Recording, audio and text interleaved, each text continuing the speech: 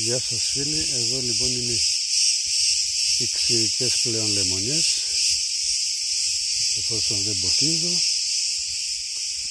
Τα δέντρα αντέχουν χωρίς υπερβολική ανάπτυξη, όπως εδώ είχαμε συνήθως το καλοκαίρι και τα έπιανε το τζιτζικάκι.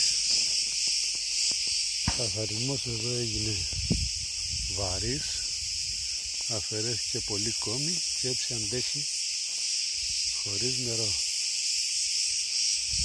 Έχει και κάποιους καρπούς.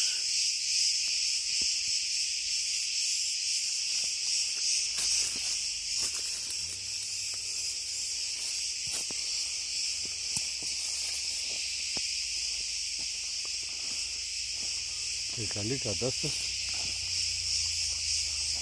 χωρίς νερό. Δεν έχει βέβαια απόδοση αν κόψεις το νερό.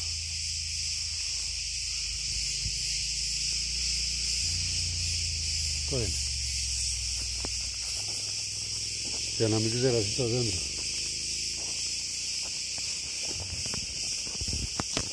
Α, δούμε τι θα γίνει.